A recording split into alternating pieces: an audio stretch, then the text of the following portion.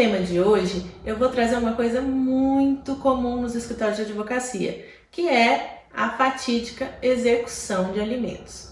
O que é a execução de alimentos? Quando o alimentante não paga a pensão, o que a pessoa pode fazer, né? O que a mãe ou o pai pode fazer para poder receber esse valor? Bom, existem dois tipos de execução. Uma, que é a execução pelo rito da prisão, que é aquela que todo mundo já sabe, que já teve artista preso, jogador de futebol com ameaça de ser preso, né?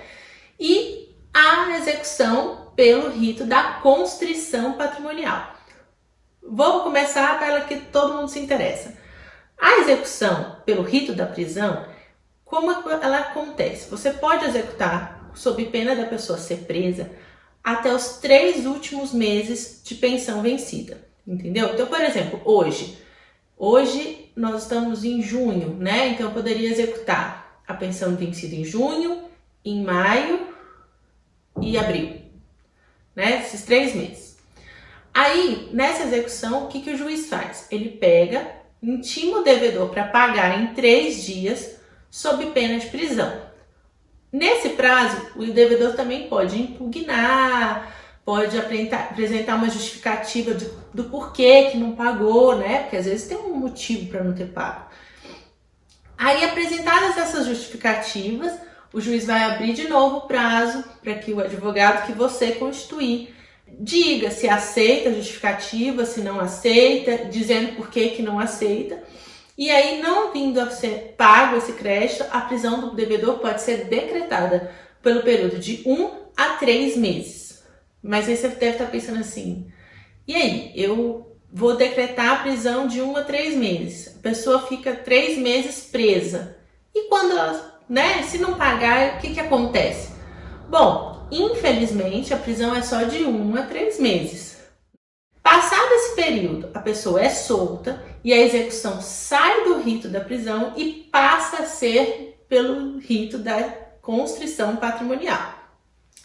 Muito importante falar que a prisão do devedor de alimentos é a única prisão civil que o nosso ordenamento admite. E essa prisão, além dela ser a único tipo, ela dá o benefício do devedor não ser misturado com os demais presos. Ele é preso no regime fechado, mas ele fica numa ala especial com devedores de alimentos, não se mistura com outras pessoas.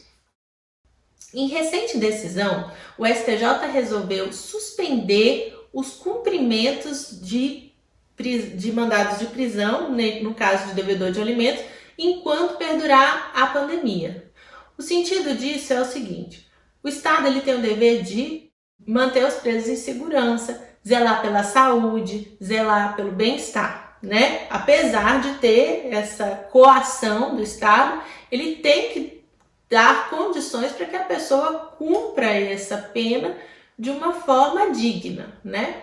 Com a pandemia, a gente sabe que cada vez mais nos presídios tem tido a incidência de novos casos de Covid.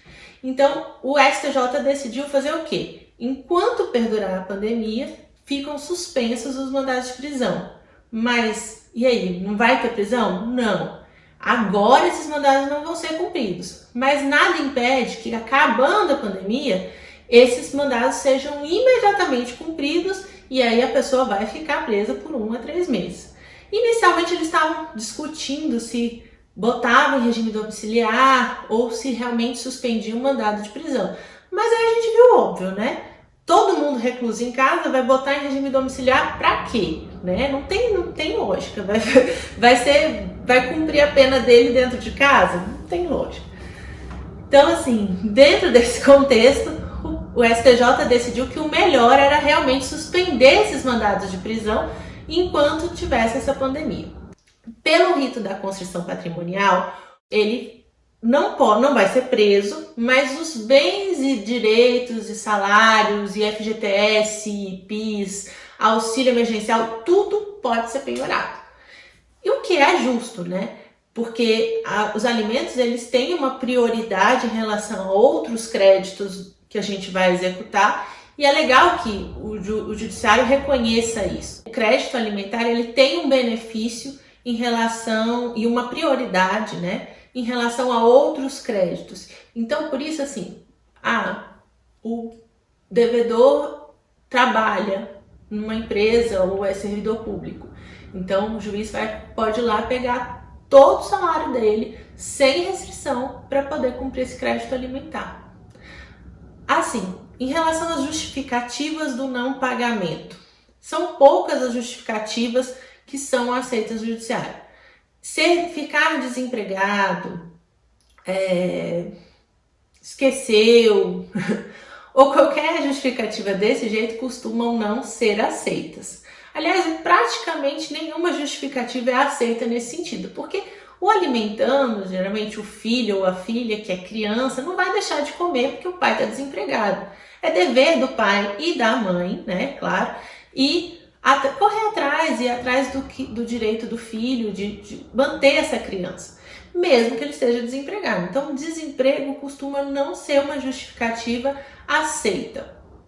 Bom, mas aí você deve estar falando assim, Ana, mas e se eu fui mandada embora, meu salário reduzir? Bom, se o salário reduziu por algum motivo, ou você foi mandado embora, o ideal é você entrar imediatamente com uma ação, procure um advogado e entre com uma ação revisional de alimentos. Você lembra que eu falei no outro vídeo que o alimentos ele é regido por um trinômio, necessidade, possibilidade e proporcionalidade? Então, mudou qualquer um desses 3 elementos, você pode entrar com um pedido revisional de alimentos direcionado ao juízo de família, que ele vai ver se é mesmo um motivo para redução da verba. Mas nunca deixe de pagar ou fique enrolando essa situação, porque isso pode trazer um problema muito sério para você. Outra coisa muito importante de se falar em relação aos alimentos. Os alimentos eles podem ser fixados, né, tanto in natura quanto em pecúnia. In natura, por exemplo, o pai tem obrigação de pagar a escola, ou o pai tem obrigação de pagar o plano de saúde. Muitas vezes o que acontece? O pai não quer pagar em dinheiro e paga num outro benefício. Se isso for acordado, né, e tiver provas, o que geralmente não é, o STJ tem já se posicionado a favor, porque apesar de não ter o pagamento direto, houve uma contraprestação em benefício daquele alimentando. Mas se for uma coisa acordada, o melhor também é você fazer isso por escrito.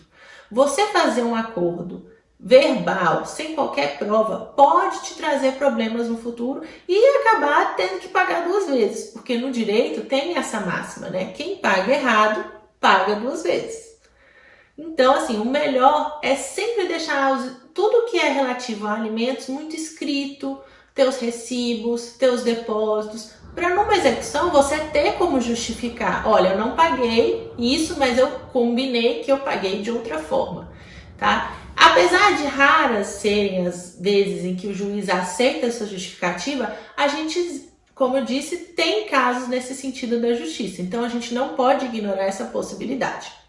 Bom, se você gostou do vídeo, não se esquece de curtir e se inscrever no canal. E lembra que a gente tem um Instagram onde eu recebo todas as sugestões de vocês sobre os novos temas e dúvidas, tá bom? Até a próxima!